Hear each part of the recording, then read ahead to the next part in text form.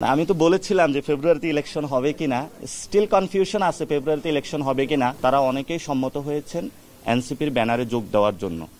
আমরা তাদের সাথে আলোচনা চলমান রেখেছি। এটা আমাদের সিদ্ধান্ত হয়েছে যে আমরা একসাথে একীভূত হয়ে কাজ করব, কিন্তু কি প্রক্রিয়াতে এটা হবে সেই বিষয়ে এখনো কথাবার্তা চলছে। এনসিপি নিবন্ধনটা যেই প্রতীকা হবে এটা অবশ্যই শাপলা, সাদা শাপলা অথবা লাল শাপলা, এই তিনটির মাধ্যমে হতে হবে। 5 তারিখের যে গণঅভ্যুত্থান সেখানে বুলেট রেভলিউশন হয়েছিল, এবারে ব্যালট রেভলিউশন হবে, যেই রেভলিউশনের মধ্য দিয়ে ভোটিং প্রসেস এবং সব জায়গা থেকে বাংলাদেশ থেকে আওয়ামী লীগ এবং জাতীয় পার্টি হারিয়ে যাবে ইনশাআল্লাহ। 150টি আসনের মতো এনসিপির জয়ী হওয়ার সম্ভাবনা রয়েছে। আমরা পত্রিকা মারফত এবং গণমাধ্যমের সূত্রে আপনাদের থেকে জেনেছিলাম যে কয়েকটি দল নিবন্ধন পেতে যাচ্ছে, এবং আমরা যে নিবন্ধন প্রক্রিয়ার জায়গা থেকে পুরো দেশ থেকে সম্পূর্ণ করে এখানে জমা দিয়েছিলাম, সে বিষয়ে আলোচনার জন্য আজকে এখানে উপস্থিত হয়েছি। এবং আমরা 3টি বিষয় নিয়ে আলোচনা হয়েছে আজকে। একটি হলো নিবন্ধন, আরেকটি হলো আমাদের প্রতীক, আরেকটি হলো আমাদের প্রবাসী ভোটাধিকার, যেটা নিয়ে আমরা দীর্ঘদিন ধরে ফাইট করতেছি। আপনাদের সামনে এখন যে নিবন্ধন প্রক্রিয়া নিয়ে কথা বলবেন আমাদের এই দলের যুগ্ম সদস্য সচিব মুসা ভাই, কথা বলবেন আপনাদের সাথে। জি, আসসালামু আলাইকুম। আপনারা জানেন যে জাতীয় নাগরিক পার্টি নিবন্ধনের যে যত শর্তাবলী আছে সেগুলো পূরণ করেই দরখাস্ত দাখিল করেছিল।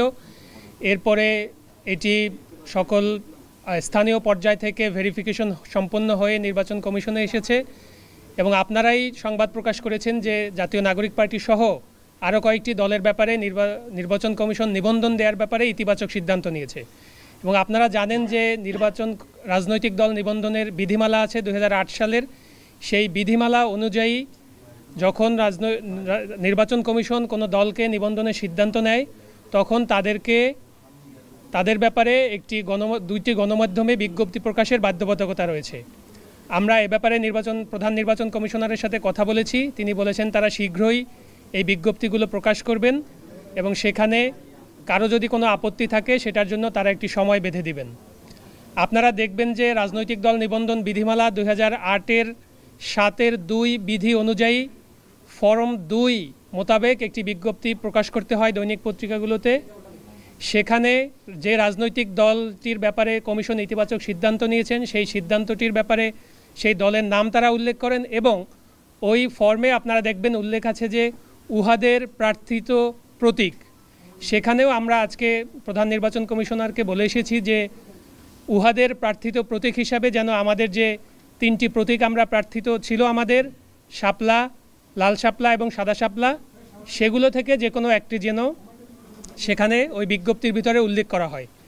এরপরে নিয়ম অনুযায়ী ওখানে যে কোনো ব্যক্তি বা কোনো প্রতিষ্ঠান তাদের যদি আপত্তি থাকে সেটি জমা দিতে পারবে, এবং সেই আপত্তিগুলো নিষ্পত্তির পরে নির্বাচন কমিশন চূড়ান্তভাবে তারা সার্টিফিকেট ইস্যু করার সিদ্ধান্ত নেবে। এবং সার্টিফিকেট যখন চূড়ান্তভাবে ইস্যু করবে সেখানে একটি নিবন্ধন নম্বর থাকবে, তারিখ থাকবে, এবং চূড়ান্তভাবে বরাদ্দকৃত প্রতীকটি তখন থাকবে।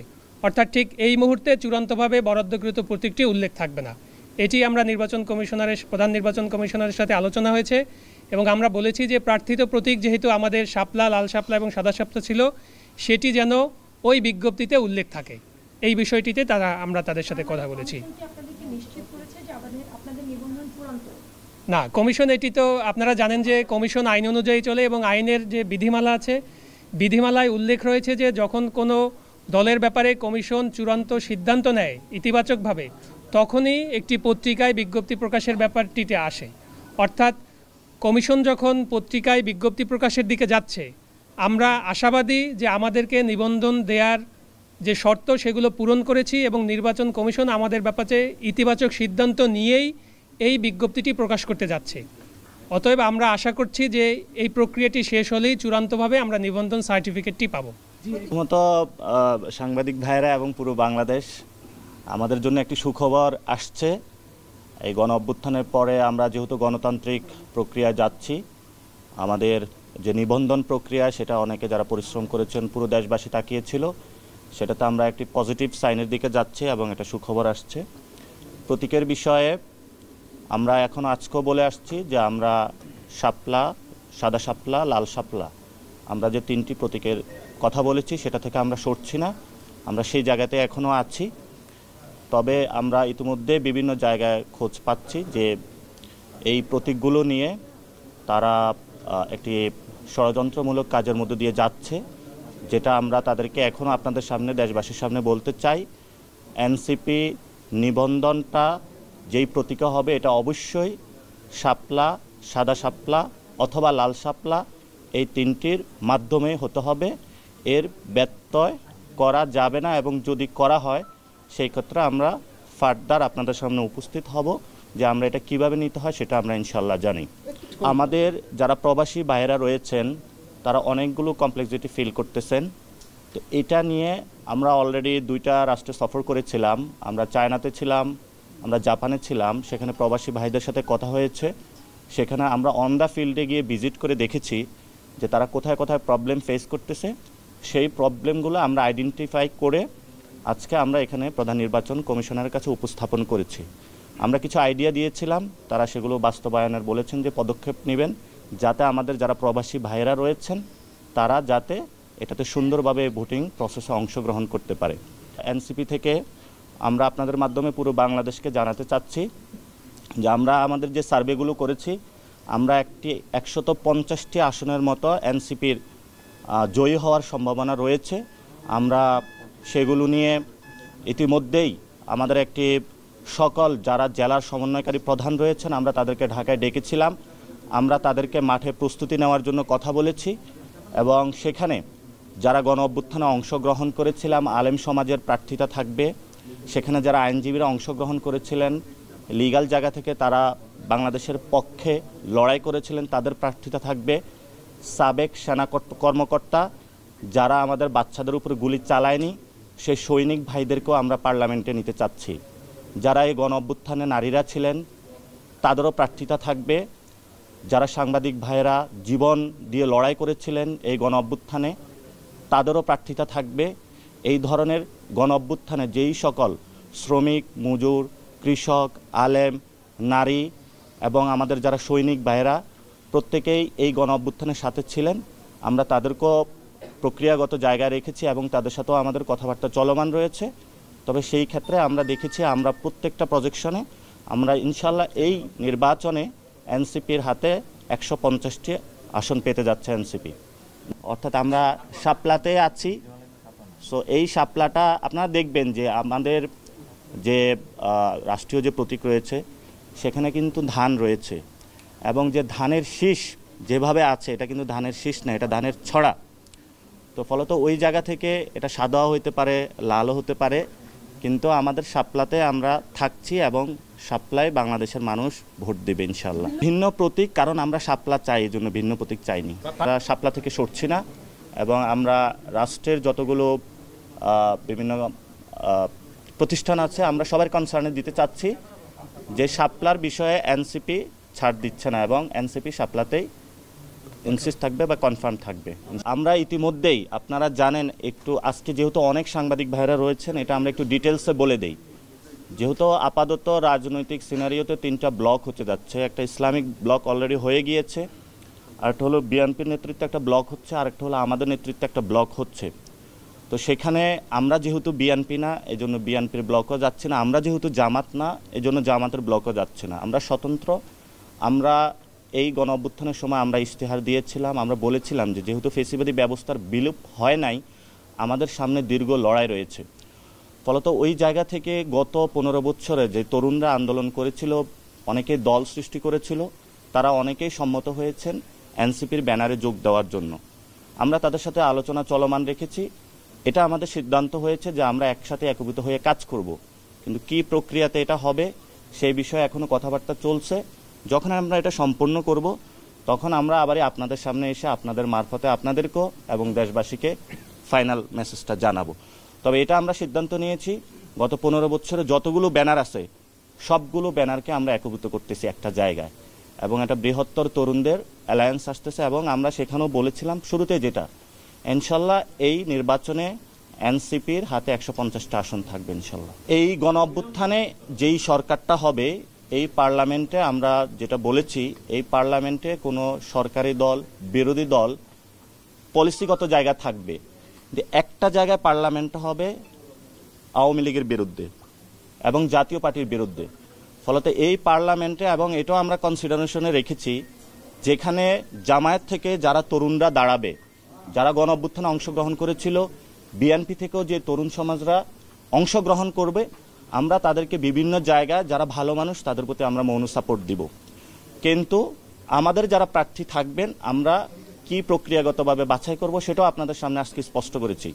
কিন্তু আমরা এটা দেশবাসীর সামনে স্পষ্ট করতে চাই, আগামীর যে সংসদটা হবে এখানে আওয়ামী লীগ থাকবে না, জাতীয় পার্টি থাকবে না, এবং এটা দীর্ঘদিন ধরে আমরা বলে আসছি।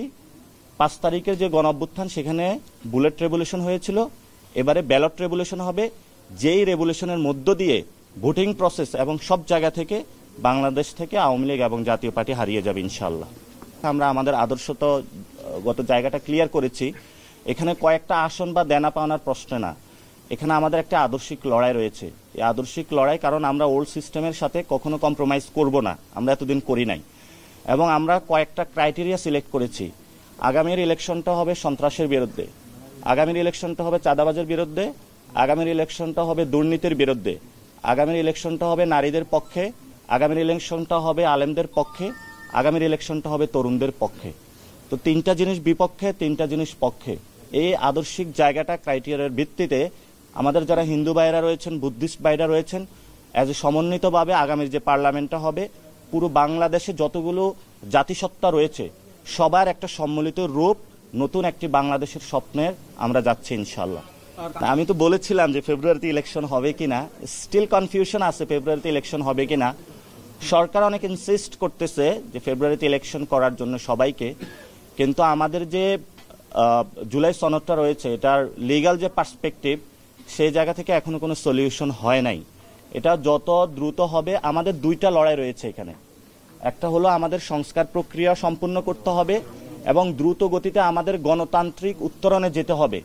অনেকেই বিভিন্নভাবে বলার চেষ্টা করে থাকে যে জামায়াত ইলেকশন চায় না, এনসিপি ইলেকশন চায় না, এগুলো হলো তাদের একটা প্রোপাগান্ডা।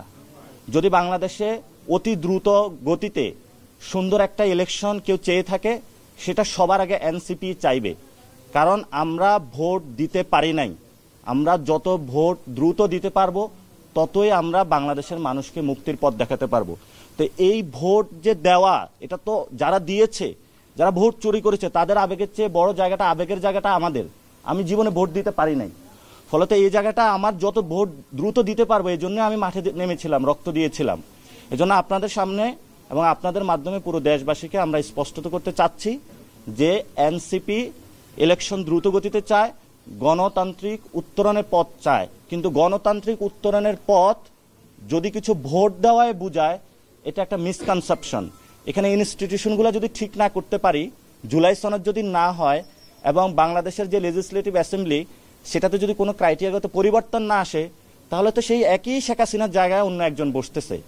এই জন্য আমরা এই জায়গাটা কনফার্ম করার জন্য বলতেছি, এবং দলগুলো যদি বসে, এটা তো 10-15 দিনের কাজ, একসাথে সবাই বসবে, আলোচনা করবে, সাইন করবে, এবং সেটার একটা অর্ডার হবে, যে অর্ডারের মধ্য দিয়ে ইলেকশনের আমরা যাব। এবং আমরা সেখানে এটাও বলেছিলাম, এই ইলেকশনটা গণপরিষদ নির্বাচনের কোনো ক্রাইটেরিয়াতে নেওয়া যায় কিনা। তাহলে ইলেকশন হলো, ইলেকশন হওয়ার পরে তারা একটা কমিটি গঠন করে দিল একটি নতুন সংবিধানের জন্য, আর যারা ওই লেজিসলেটিভ অ্যাসেম্বলিতে থাকলো তারা অ্যাক্টিভ মেম্বার হিসাবে হলো, পার্লামেন্ট দেশকে রান করে নিয়ে গেল। পরবর্তীতে যখন সংবিধানটা চলে আসলো, এই পার্লামেন্টও ওই সংবিধান অনুযায়ী 5 বছর তাদের কন্টিনিউ করলো।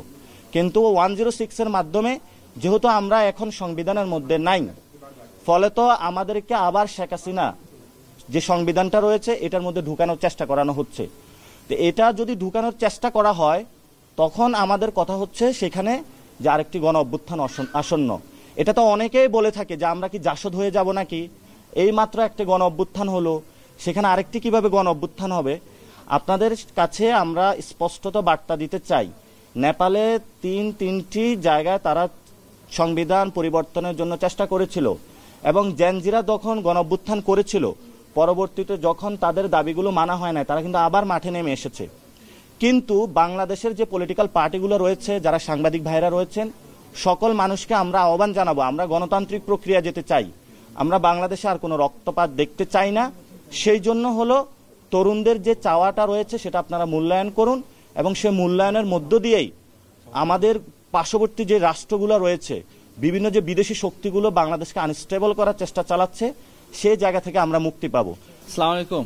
আপনারা জানেন যে বিগত কয়েক মাস যাবৎ প্রথম যখন ইসি বলে যে প্রবাসীদের ভোটের ক্ষেত্রে ওনারা পাইলট করবেন, তখন থেকে আমরা নাছোড়বান্দার মতো লেগে আছি যে না, আমাদের প্রবাসী যারা ভাই বোন আছে সবার ভোটাধিকার নিশ্চিত করতে হবে। পাইলটের মাধ্যমে কেউ ভোট দিতে পারবে, কেউ ভোট দিতে পারবে না, এটা কোনোভাবেই হবে না। তো একটা প্রথম ইতিবাচক দিক আমরা ইসির কাছ থেকে পেয়েছি, তারা নোটিশের মাধ্যমে জানিয়েছেন যে সকল প্রবাসীরা যাদের এনআইডি কার্ড আছে তারা ভোট দিতে পারবেন। তো এরপরে আজকে আমরা ইসিতে এসেছিলাম আরো কয়েকটা বিষয় তুলে ধরতে। প্রথমত, এনআইডি কার্ড নাই এমন কিন্তু আমাদের অনেক প্রবাসী ভাই বোন আছেন যাদের পাসপোর্ট আছে। তো আমরা এখানে বলছি যে যাদের পাসপোর্ট আছে তাদের এনআইডি করার জন্য, বায়োমেট্রিক দেওয়ার জন্য অনেক দূর ট্রাভেল করতে হচ্ছে, 1-2 দিন অফিস থেকে ছুটি নিতে হচ্ছে। এই জন্য তাদের টাকা পয়সা যেমন খরচ হচ্ছে, ভোগান্তি হচ্ছে, ইলেকশন কমিশনেরও কিন্তু ওই বায়োমেট্রিক নিতে অর্থ খরচ হচ্ছে। এই জন্য আমরা ইলেকশন কমিশনকে আজকে বলেছি যে যাদের পাসপোর্ট আছে, যে পাসপোর্টে বায়োমেট্রিক রেজিস্ট্রেশন ছিল, আপনারা সেটা পাসপোর্ট থেকে পুল করে সেটার মাধ্যমে আপনারা এনআইডি করার ব্যবস্থা করেন। এটা আমাদের যে প্রবাসী ভাই বোনদের যাদের এনআইডি নাই কিন্তু পাসপোর্ট আছে তাদের ভোট দেওয়া এটা সুবিধা হবে। আমরা আরো বলেছি যাদের পুরাতন এনআইডি আছে এবং কিছু মানুষের আছে স্মার্ট এনআইডি আছে, নতুন এনআইডি, আমরা বলেছি দুই পক্ষই যেন ভোট দিতে পারে, অর্থাৎ যাদের পুরাতন এনআইডি আছে তাদের ভোটদানে যেন কোনো বাধার সৃষ্টি না হয়। এই দুইটা আমাদের কি একদম টেকনিক্যাল ওইখানে প্রপোজাল ছিল। আমরা আরো বলেছি যে যাদের এনআইডি নাই কিন্তু পাসপোর্ট আছে, তাদের ভোটার রেজিস্ট্রেশন নাই কিন্তু পাসপোর্ট যদি থাকে তাদেরকে আপনারা ভোট দেওয়ার জন্য ব্যবস্থা করেন। কারণ যারা আমাদের প্রবাসী ভাই বোনেরা আছে তাদের হয়তোবা যদি এনআইডি করতে হয় অনেকে 200-300 মাইল হয়তোবা ট্রাভেল করতে হতে পারে, যেটা অনেকটা সমীচীন হবে না। আমরা যেহেতু পোস্টাল ব্যালটের মাধ্যমে ভোটের ব্যবস্থা করছি, যাদের পাসপোর্ট আছে তাদেরকে আপনারা এটা আওতায় নিয়ে আসুন, আর যাদের পাসপোর্টে বায়োমেট্রিক রেজিস্ট্রেশন আছে সেটার মাধ্যমে যেন খুব কুইকলি ট্রাভেল না করে তারা এনআইডি তৈরি করতে পারে, সেই ব্যবস্থাটাও তাদের জন্য তৈরি করুন। ওনারা বলেছেন যে ওনারা এটা নিয়ে চিন্তা করবেন, ওনারা এটা ইমপ্লিমেন্টেশনের জন্য চেষ্টা করবেন। আমরা দেখি এটা কত দূর যায়। বাট ওভারঅল আমাদের মেসেজ হচ্ছে নির্বাচন কমিশন একটা প্রাথমিক একটা ইতিবাচক একটা পদক্ষেপ নিয়েছে। তারা বলেছে সকল প্রবাসীরা ভোট দিতে পারবে। আমরা এতে খুশি, বাট একই সাথে আরো অনেকগুলো চ্যালেঞ্জ রয়ে গেছে, যে চ্যালেঞ্জগুলো নির্বাচন কমিশনকে মোকাবিলা করতে হবে, এবং যেটা আমরা কয়েকটা নিয়ে আলোচনা করেছি, ভবিষ্যতে আমরা তাদের সাথে নিয়মিত এনগেজ করব এই জিনিসগুলো ইমপ্রুভ করার জন্য। দলের নাম এনসিপি থাকবে, এনসিপির প্রতীকী থাকবে, অন্য দলের নাম মার্কা ডিজলভ হবে, এবং এনসিপির আন্ডারে আরো অনেকগুলো দল আসতেছে। এটা আমরা বিগ টেন্ট বা বড় ধরনের একটা পার্টি করতে যাচ্ছি, ফলে তো অনেকগুলা দল, অনেকগুলা মত, অনেকগুলা ব্যানার ইনশাল্লাহ এনসিপির ব্যানারে চলে আসবে।